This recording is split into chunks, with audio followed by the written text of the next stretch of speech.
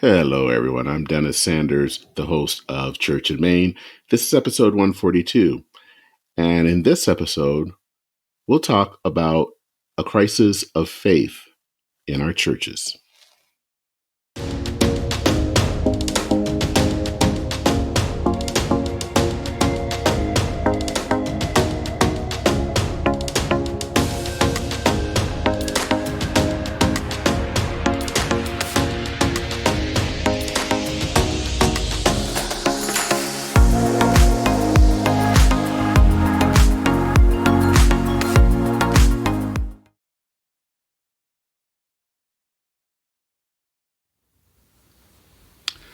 Well, thank you so much for taking the time to chat.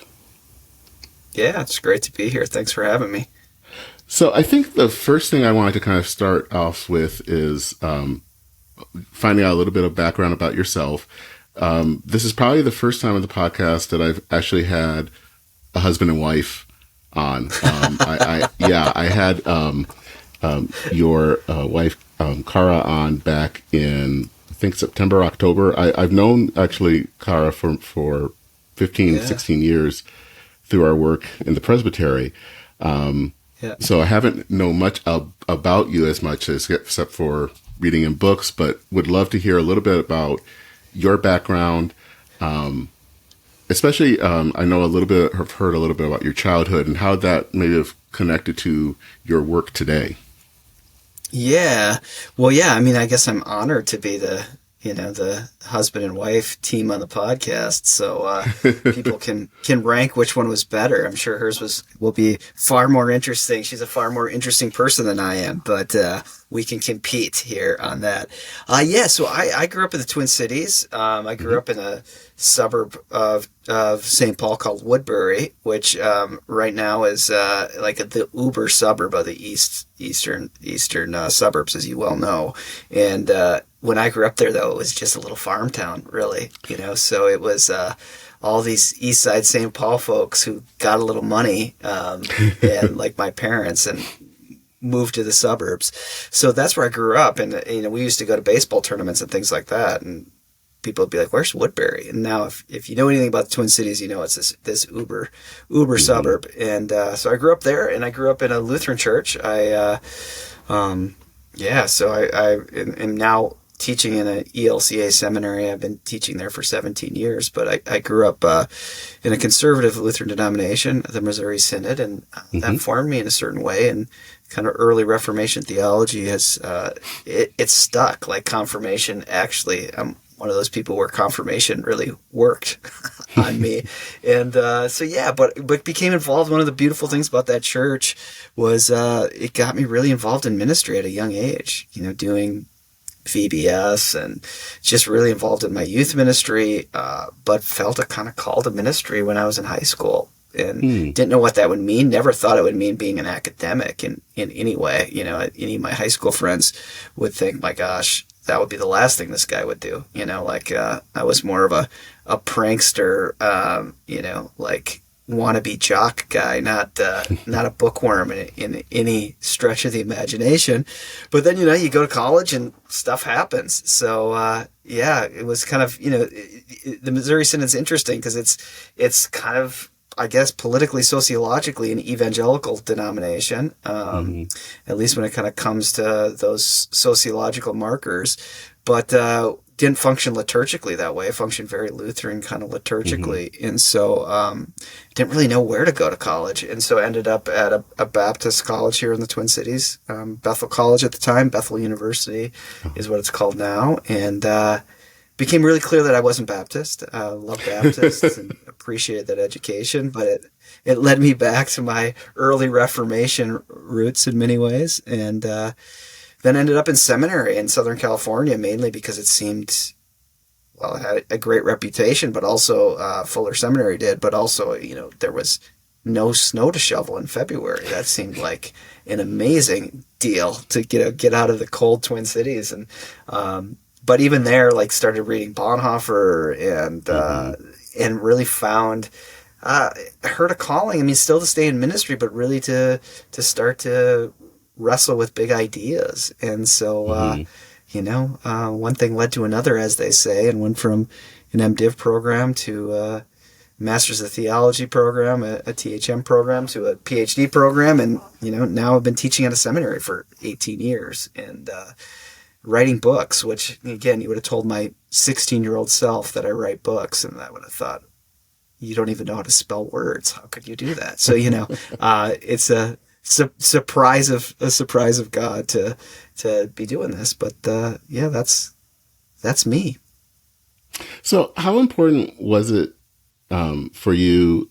It kind of sounds like for you that the Missouri Synod was helpful in helping you to be who you are. And I think one thing I've noticed, because I'm someone that came from an evangelical background and now in the mainline, and especially for me, growing up gay, is that usually you kind of want to reject all of that. And I've tended not to, personally, just because I think that there are certain things that I think helped shape who I am. That, there was a lot of bad stuff, but there was a lot of good stuff too. And I guess I'm seeing that was also similar for you, that you found things that were good to come from your Missouri Synod background. Yeah, absolutely. I mean, I'm with you, Dennis, completely. That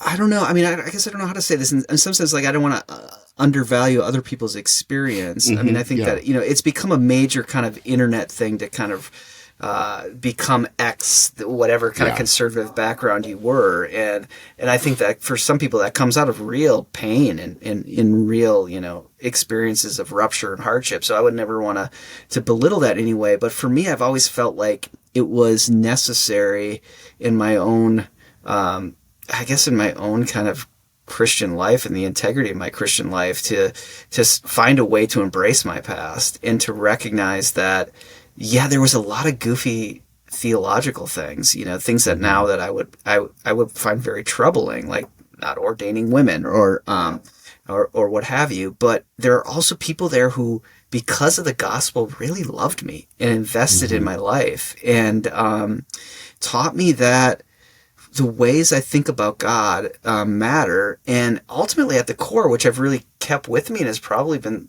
really the central dynamic of even my academic life, is the commitment that God moves in history, that God does things, that God is an actor in the world, that God's not just a religious idea. And even the church isn't just a kind of religious collective, but it is a place where we confess that God moves in the world and that God does work in the world that is saving work. And, that was weird sometimes, as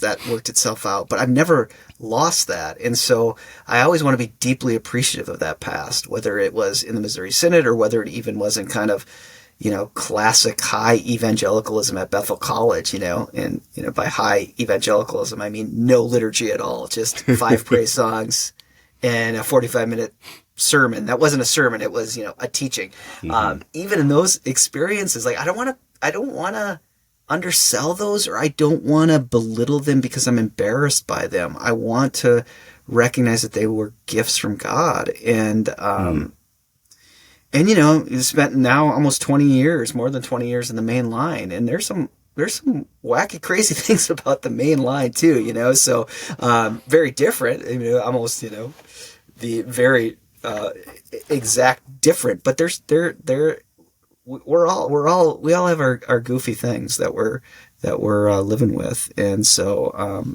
I want to be thankful for those experiences. Mm-hmm. Do you think, talking about the sense of God acting, especially in history and in the world, and that's something that has been or can be missing in mainline circles? Yeah, I mean, I actually think in an odd way, it's in some ways missing in both evangelical and mainline, but it gets vocalized in very different ways. Because another element of my kind of conservative past, especially going from a classically kind of Lutheran background to an evangelical one, to a kind of Baptist evangelical one, is yeah, towards the end of my college years, it felt like we talked about God doing things all the time, but there was really no process of discernment. And I didn't Mm, know when it was God and when it was my own subjective experience. And so it really became that in its own sense, there's a certain way that talking about God all the time, doing stuff, was another way of God not doing anything, if that makes any sense. Like, hmm, it becomes so much built around what I want it to be or how I interpret it, that there's really no sense of the otherness of God that might be judging me or kind of moving me in a certain direction over and against even what I kind of subjectively feel or how I might interpret this. And yet in the mainline, I think we're really quite afraid of this very almost consumeristic sense of God acting. We don't want God to be a product. We don't want God to become just a mascot or something. hmm, But that almost leads us to not have that imagination at all. Like, to over intellectualize things and be like, well, smart people don't talk like that. hmm, Even though we have 2,000 years of different Christian traditions and plenty of Christian traditions outside the West that talk quite often about, God speaking and God moving. And so I think as kind of American Protestantism has really struggled with, how do we talk about the revelation of God? How do we talk about God moving? And in really diametrically different ways, both evangelicalism and the mainline have struggled with that in the last 50 years. hmm. So one of the things, and the reason when I joined the podcast was primarily for a book of Church in the Crisis of Decline. And decline is something, especially within mainline churches, I think that's probably starting to happen even within evangelical circles, of this sense of decline happening in churches. And the interesting thing is how churches have responded to that. And I think a lot of the thesis of your book is this sense of feeling like we have to have all of these resources, the things that we have to do to try to make sure that the church is still relevant in our day and age. And how can or have churches in some ways, I guess, gone off of the beaten track when it comes to decline? How have they responded, and probably basically how have they not responded faithfully in this tense of decline? Yeah.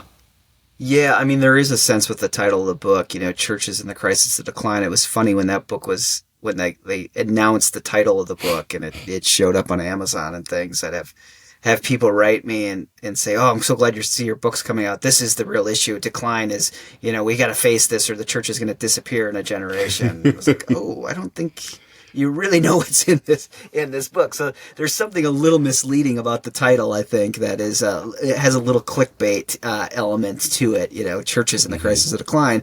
Because I ultimately think that the crisis of decline or decline, I think crisis is true. I think we're in a crisis. But I think the crisis of decline is the red herring. And I think that we feel it. And that's not to undersell any pastor, listening. Like, I know Cara is more than aware that one roof leak and you're toast. That's all it's going to take is some water problem in the basement. And it could sink you. So there is a real sense of the fragility of that, and I don't want to undersell that, nor do I want to flippantly say like, well, who cares about buildings? Because these have been people for generations who, out of faithfulness, gave to keep these buildings going, and there is something to hold on to there. But I do think what keeps most pastors up at night is this kind of sense that there are fewer people, and fewer people means fewer resources.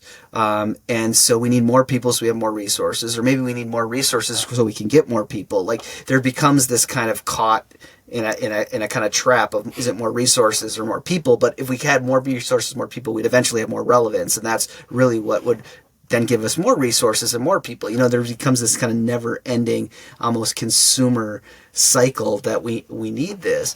And I do think to be a Protestant means that there's a crisis. Like, you live always in a sense of crisis. But I think what's happened to us in the late 20th century into the 21st century is we've turned the crisis almost completely into a crisis of resources and members.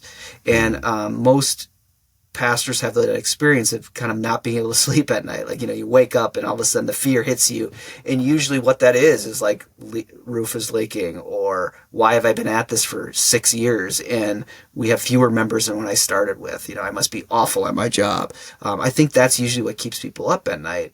And yet I think historically and even more captivating, the crisis, and I think really culturally at this moment, the real crisis is that we proclaim a God who speaks and moves in history, and yet we are formed culturally to not be aware of that. And so what I wish kept pastors up at night was, how am I going to help these people who are over busy, who are dealing with all sorts of, mental health struggles or just dealing with the stresses of life? How am I going to help them hear the word of God again? I think that's a crisis. I think that inside of this kind of secular age we live in, it's not a secular age that lacks spirituality, but it is a secular age that lacks a kind of sense of the continued presence of a living God. That this is a kind of secular age where people can say things like, I'm taking a break from God for a while, or a pastor could even say, I haven't thought about God in 3 weeks. You just couldn't say that 500 years ago. Like the way our societies were structured, you couldn't say that other parts of the globe right now, that, you couldn't say that you could just not think about God, but we can. That's the kind of secular age we live in. And I think that's the crisis we face, is how do we help those in our congregations again hear the voice of the living God, to see the movements of God. And I don't think there's many pastors who, stare at that ceiling in the middle of the night, unable to sleep because they're worried about that. But I think maybe we should. Like, that's really our concern is how do we help people have that imagination again for that? Why do you think that is, that there are people that will stay up late at night and we're worried about, basically, to be frank, butts and pews, but we're not interested in helping people to really have a strong relationship with God? Yeah, I mean, I think it's a few reasons. The one I really try to explore in the book is, again, probably to my fault, I've been addicted to really wrestling with the Canadian philosopher, the Catholic Canadian philosopher Charles Taylor's work. And one of the things that he says that I really try to take on in this book, and it's a 700-page project that he's after, so I found that it's taken me, 6 books to be able to articulate its ramifications for, maybe I'm just crazy and nuts, but it's, taken me 6 books to try to get at the depth of what this means for us for ministry. But what becomes really central in this one is that the way our institutions function and the way it just is to live in late modernity is we're given this kind of immanent frame where we just presume things are more natural and material than, say, spiritual or supernatural. Now, you can find all sorts of folks, in storefront churches in every city in this country who believe something very different and have experiences that are very different. And in many ways, Pentecostalism is a kind of pushback to the reductions of that immanent frame. But it still is a kind of modern response to the presumption that things are natural and material, that transcendence is not a real engagement in our lives. And I think that's part of the issue, is that we tend to live inside of this immanent frame and do ministry inside this immanent frame. So even sometimes over and against our best intentions, like we would like to speak of a living God, we'd like our people to encounter the presence of God in Bible study or whatever practices, that it becomes so hard to break that immanent frame. And in many ways, we're kind of encouraged to keep the immanent frame closed, to close it down. And even, I think one of the places Taylor says where you can find a closed immanent frame, like there's no way out of the immanent frame, but it could be open, and there could be open experiences in it. But we also find places where it's quite closed. And he says one of the places where it's closed is usually in universities, that there's more of a presumption there than almost anywhere else in our culture that we are dealing with only natural material things. And I think a lot of us mainliners, or even us evangelicals who've been drawn to the main line, have been drawn to more of the intellectual capacities of that. And so we really struggle with, can we be smart people and have this immanent frame be open? Can we kind of have an intellectual Christianity and still make the claim that the God of the Bible moves even in our day and age. And so I think that becomes a big piece of it. And then the other one is it just the rebounding on us of resources and the senses of decline. It just, who's got time? Like in many ways, what we feel the crisis is will take our attention, regardless. And that's, for just good evolutionary reasons. Like if there's some animal gnawing off your leg, you should probably pay attention to that, but you could be confused on what that actually is going on. But we feel like this existential threat is the loss of this.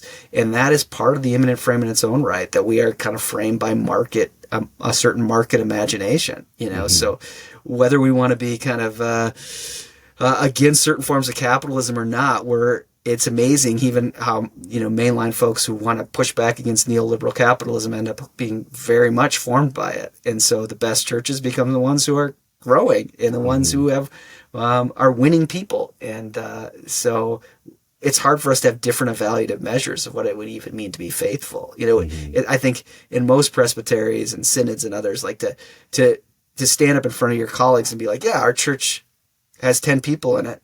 And, we had 13 last year, we got 10 this year, but God is moving and God is faithful. A lot of people would be really quite embarrassed by that, but at other times that it really didn't matter how many people. It mattered the faithfulness to these people and the way God was calling you into this and you could testify to it. But now I think we almost always assume that, like you said, more butts and pews means you're more successful. So even the way we think about ourselves, I think, leads us to close ourselves into the immanent frame. So, I think one of the things that I found interesting in the book and in talking about this, and I think the phrase that I heard a lot in that book was about waiting for God, and how all of this in some ways seems counterintuitive to what we've grown up in, that everything has to be about activity, that we have to do things, we have to do all, and especially if we're in decline, we have all these things we need to do. And, kind of this, how the book is reading is basically saying, no, it's about waiting. And that I think is hard for our culture, because I feel like we have to, we feel like we have to do stuff. We need to do stuff. And if we don't do stuff, then it's all over. Yeah, we actually should feel great amounts of shame if we don't do stuff. How dare you? Especially if you're in a crisis, and the crisis is somewhat your own. Even if it's not completely yours, it's someone's fault that they didn't do the right thing. Then, gosh, to do nothing. How awful could that be? So there is to echo the line from the classic film Shawshank Redemption, like where Andy tells Red, you either get busy living or you get busy dying. But one of the kind of cultural realities with us is you get busy. Whatever you do, just be busy. And even if you get busy dying, just get busy. And I do think like that the depth, at least of the mystical traditions in Christianity, is something different. And I suppose we should be very frightened of waiting if the point of human life, the good life, is about getting what you want.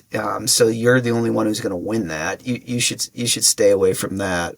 You should make sure that you're not waiting. But also, if there isn't a God who is responsible for this, and if there isn't a God that at the core of what it means to be a pastor, what at core it means to be a congregation is to commune with this living God, if we don't either tacitly or directly believe that, then you better go and go and go and go and go, because you are in a shrinking religious marketplace. And if you don't act, you're going to go to zero, and then you should feel, deep levels of shame.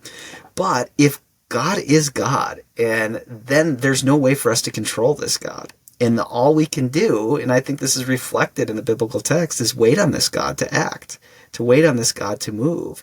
And there is something really countercultural and faithful about a church who could wait for God. And I know it almost, it almost feels repulsive. It feels somewhat disobedient in some ways. But really, I think what it's disobedient is, again, to those kind of capitalist forms, more than it's disobedient to how the people of Israel waited on God and waited on God. I mean, my gosh, Abraham just waits and waits on God. And when he tries to take his own action, things get really messed up in a really bad way. It doesn't go well at all. And in many ways, it goes badly to teach Israel that God will self-actualize what needs to do. The word of God does not need Abraham. What the word of God needs is Abraham's impossibility. That's when God will move, So there is just something, I think, at the core of the Judeo-Christian spirituality that we become waiting people, like in the church calendar is a sense of waiting for the season of Advent. And yet as, these kind of secular people that we are inside of an imminent frame, we hate waiting. Like we think waiting is, we're just bathed in a consumer society where the whole point is to take all waiting out of wanting. If you want it, you should get it now. And I think there's a certain way of pushing back by saying, no, what we do as a church is we wait on God. And I guess it goes back to even to my own story of discernment. Like if we're really going to discern, if we first of all believe God is living and active, then we have to discern this. We have to really think: is this God, or is this the fact that's the person who's saying this had NyQuil and wine together, and now they're really no, this is not. We need to discern this, and that means we have to wait and be patient and be able to tell stories and read Scripture together, and ultimately keep reminding ourselves that we don't control God, that God is not our mascot. That God moves as God moves. And I think it's really important that we learn how to be a kind of waiting church. And what does that mean, especially in a culture where the self is so central? And, you see this especially in social media. And I'm not someone because I'm of my background, I don't blame social media for everything, but I also know it's present there. And it's also present in churches. And I think something that you've talked about in the book is that the churches have to stop considering themselves at the center of the story. Yeah. And again, that seems like that's something that is at both, of course, that makes sense. But I think also because of the cultural forces and everything, it does also seem like that's harder than it looks to not be the center of the story.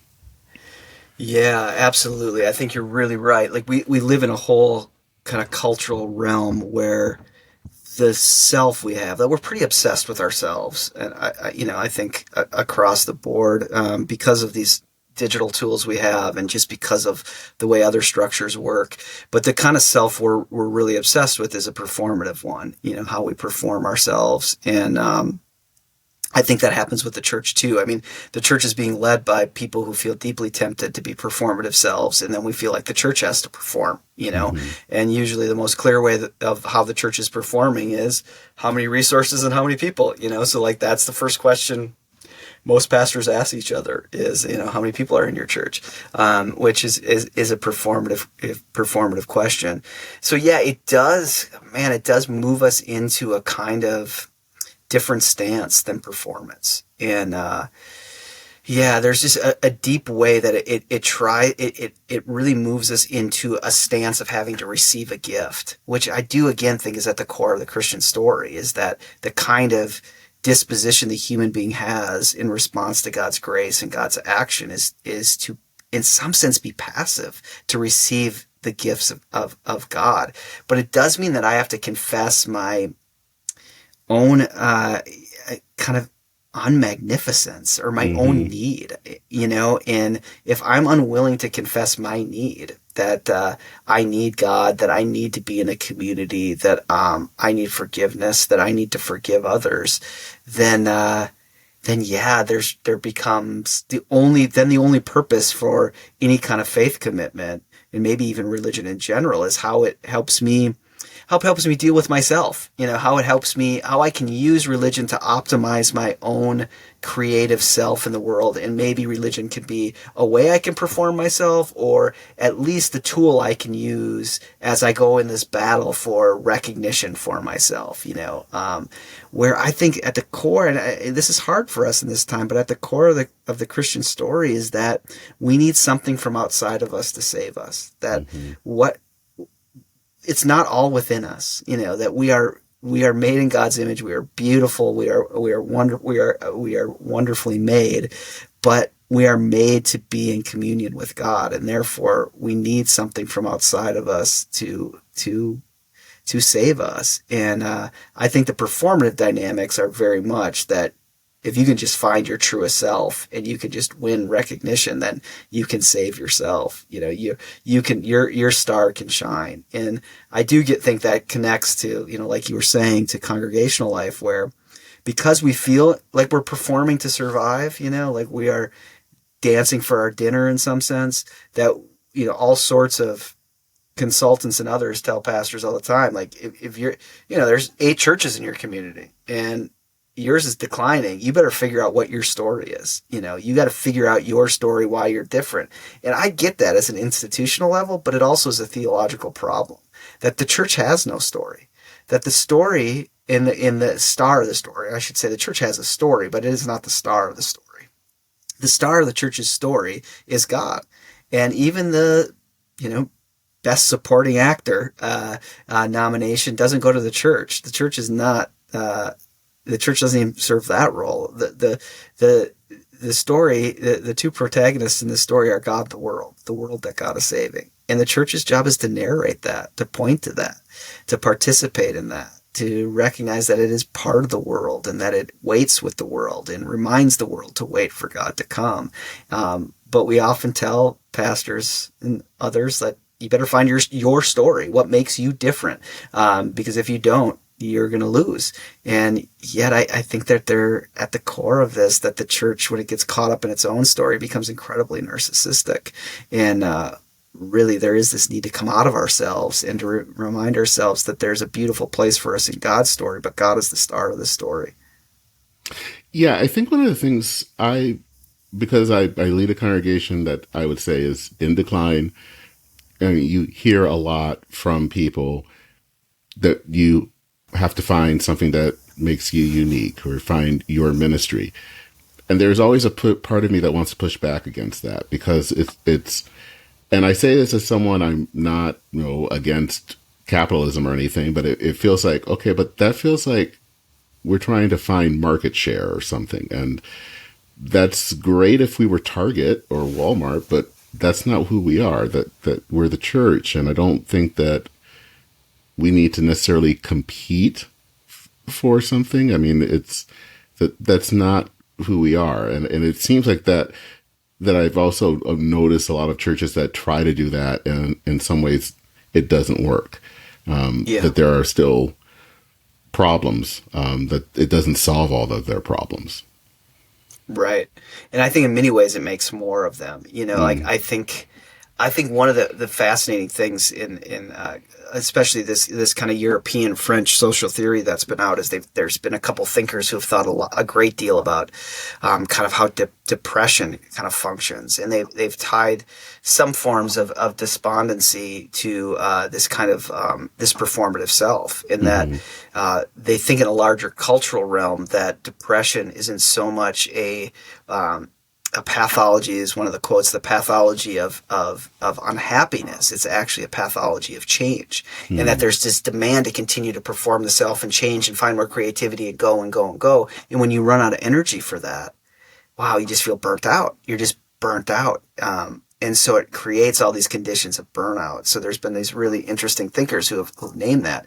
And so one of the titles of the book is The Weariness of the Self, is by a Parisian thinker named Alan Ehrenberg, which doesn't sound very Parisian to me, but, I suppose if he has a baguette in his hand, then it would all, maybe it would be better. But it's better, and its French translation is more insightful. The French translation is the La Fatigue d'être soi, which is the fatigue of being yourself. is his title, which seems really insightful to me. Like, that this need to perform all the time leads people to become fatigued with trying to be this unique self, the fatigue of being yourself. And I wonder if part of the problem with mainline Christianity, and I think evangelicalism too, is if we don't have the la fatigue d'etre la guise, where we become almost too tired to be church.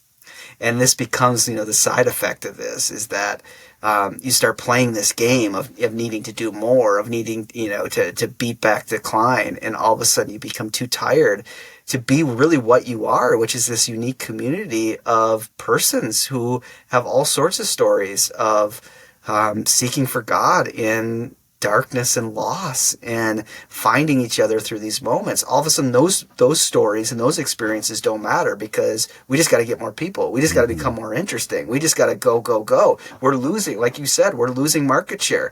Every week we're losing more market share, and we better go. And we lose the very beauty of what it means to be a church, which is the concrete personhood of one another, living with one another, quite literally. What other institution in the West has this institution that lives and dies together, that welcomes children and buries people and thinks about the whole trajectory of a human life that way?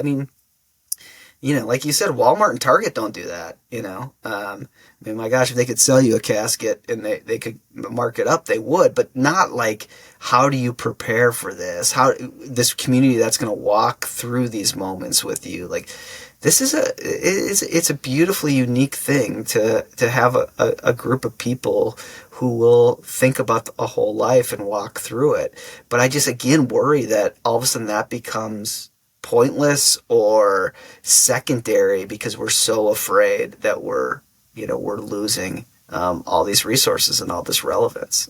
What do you think is the importance of story when it comes to congregations and kind of the life of a congregation? And the reason I bring that up is that I think that was one of the central parts of the book. And you actually relate that to a fictional church, kind of giving them an alternate story. And what was fascinating in that alternate story were the stories within that alternate story. And so, what is the importance of the story, but also our stories in the life of churches? Yeah.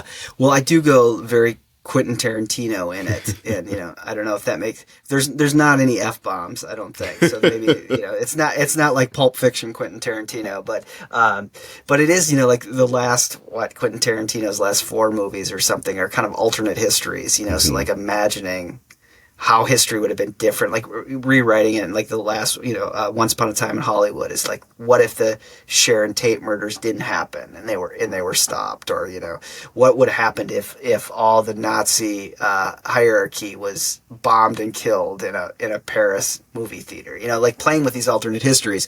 So I try to play with this alternate history of a church that has closed, that I actually experienced in a microbrewery pub that used to be a church, and on the back of its menu was just like 4 lines of the congregation that used to be there. Like, you're now eating the best wings in Pittsburgh in this old church that was built in right after World War I. Like, there's just like these 4 lines. And so I'm in the book, I'm trying to play this alternate history of like, what would have kept this church open? And again, the theme of what we've been talking about, I just don't think it would have been more relevance, more creativity. There's something else at play. So I try to tell that story, and story, to get to your question directly, like, story is so significant because I think what we need more than anything is just to change our imagination, and stories are the way we change our imagination, that we see the world differently, that we think differently.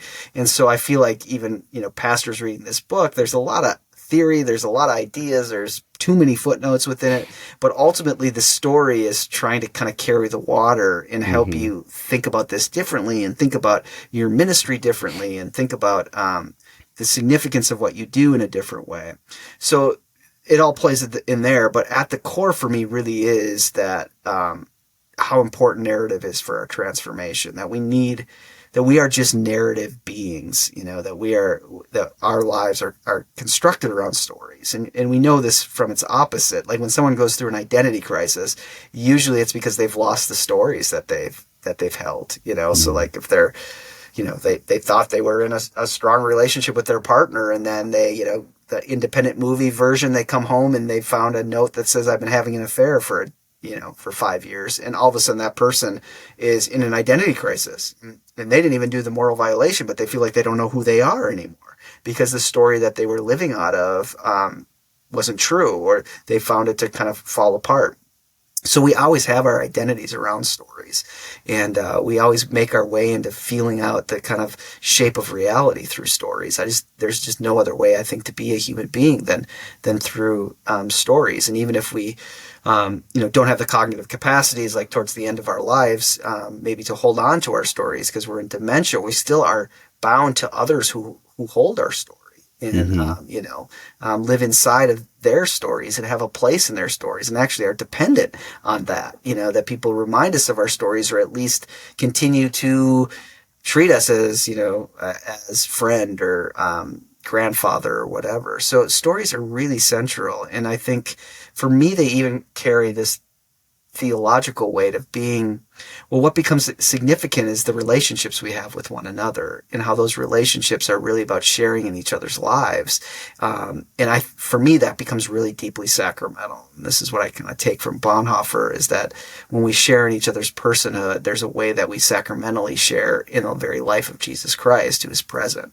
And to do that kind of depth of sharing in each other's lives, we need stories. And stories have this beautiful element of being both open and closed to us. And in other words, that, I morally violate you if I steal your story and take it as mine.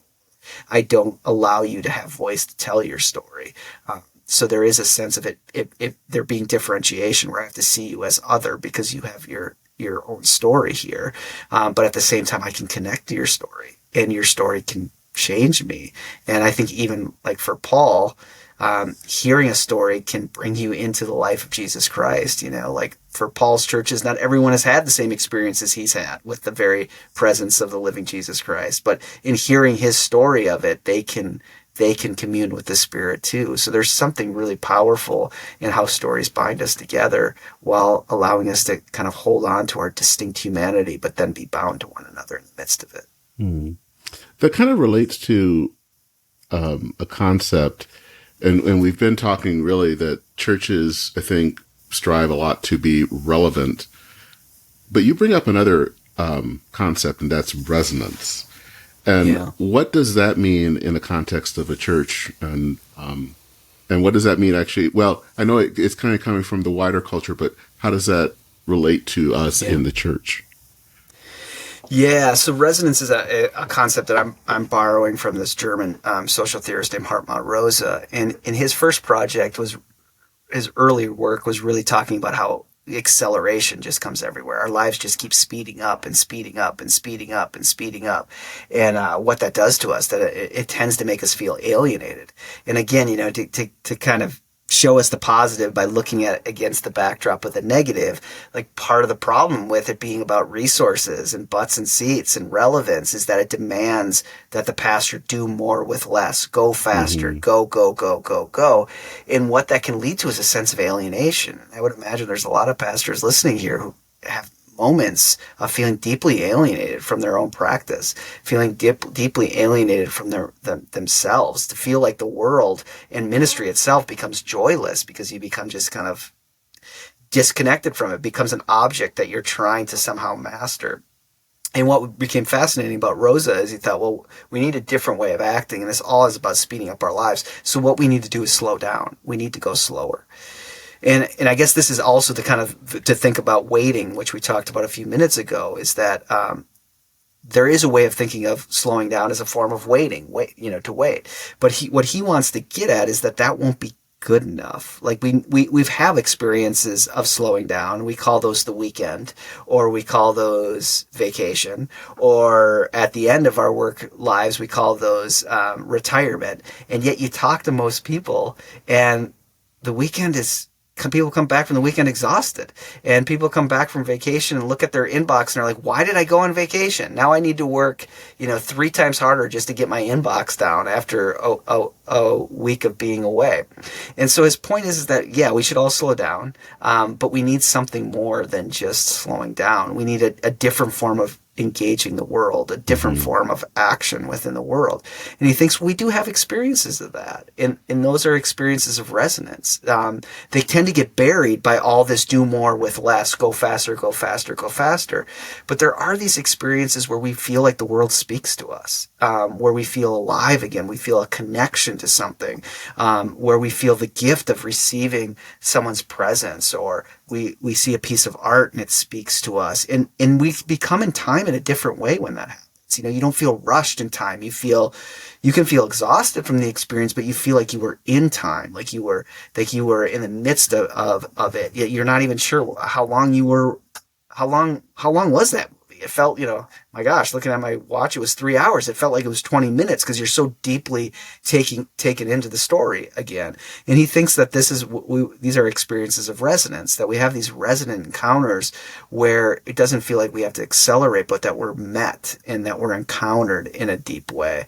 So I tried to play with that. And that does go back to the waiting too. If waiting is just a slowing down, it will be just like being in a gate where your flight is delayed by an hour, and you're just like, give me it. You hate it, and you're just like, I just want to get going. But a waiting that is a waiting with people in storytelling and in community and in prayer, a waiting that is seeking to lean into where God is moving in the world becomes a waiting of resonance, a waiting of being connected to one another. And often that connection is not, and Rose is really clear on this, is that it isn't always positive. Sometimes we feel the most deeply connected in moments of suffering and loss. And a lot of pastors will say, like, where they feel the most connected is when they do a funeral. And usually it's because in those moments of suffering and taking people through those experiences of grief, they feel a deep sense of connection. It's not about optimization. It's not about taking this experience and instrumentalizing it for something more. It's about really attending to these people and attending to their stories and being with them. And it's just no shock that for most pastors, they feel like that's where I feel most alive. That's where I feel like I'm doing my best ministry is in funerals, because these become moments that demand a sense of resonance and not just a sense of like, okay, can you get 8 members out of this funeral? Can you make sure that we need to gross $8,000 to $10,000 out of this funeral? Like, that would be crass. That would be a problem. And yet so much more, almost all other parts of ministry have those demands, so that's what he means by resonance. And have you seen examples of that happening in churches where people are actually kind of slowing down, taking that time to really listen for God, listen to each other?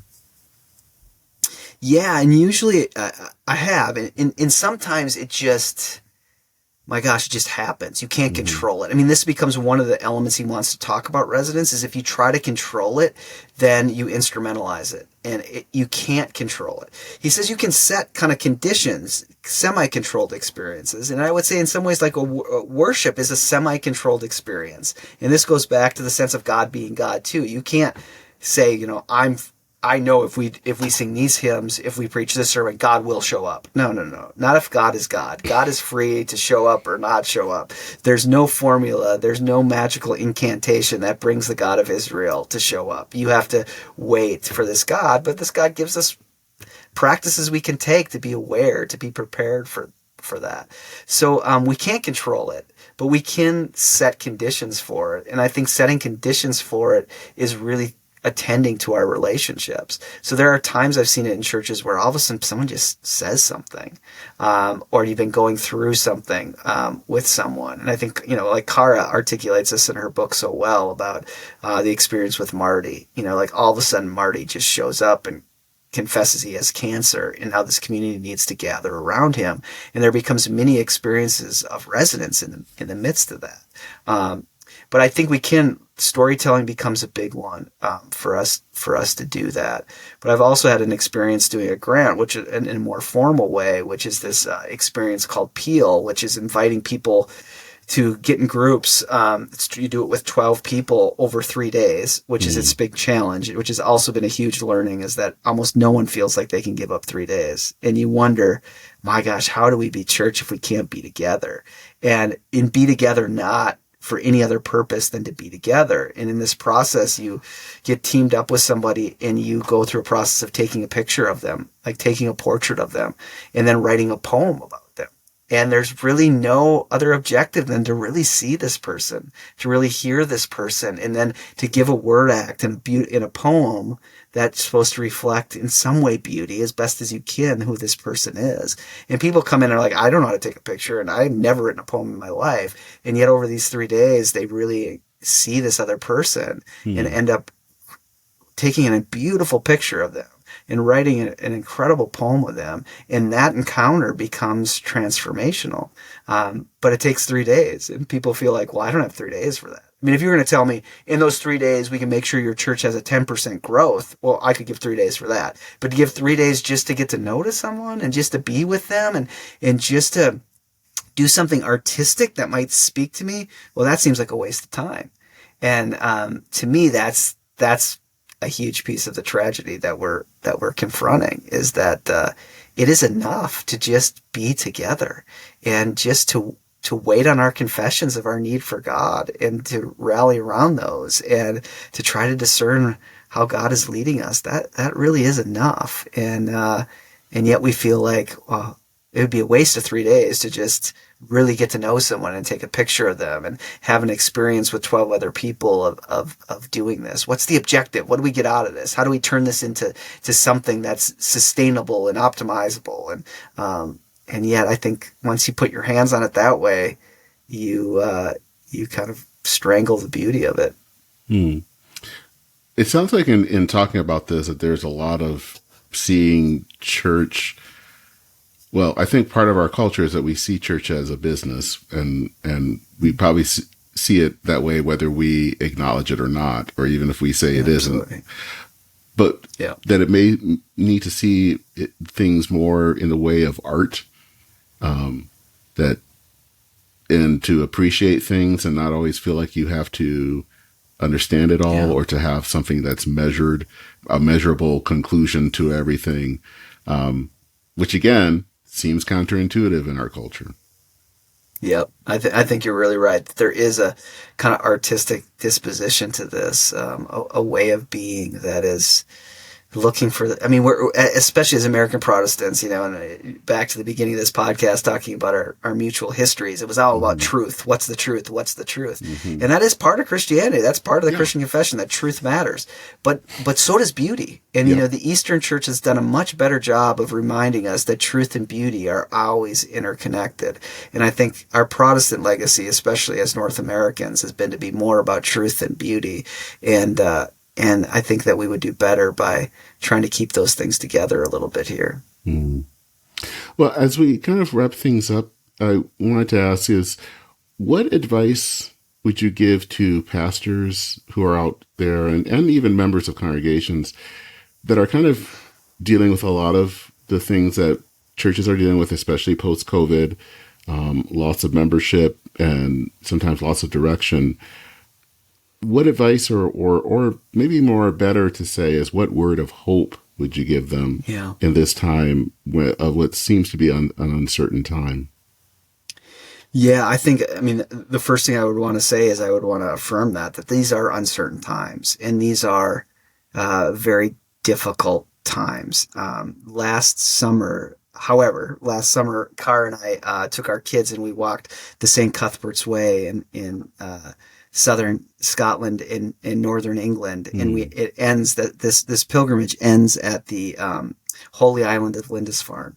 And so you walk across, you have to wait till the tide goes out, and then you walk across the mud flats and finish this. We walked 63 miles with our high school kids. Wow. It was quite an experience.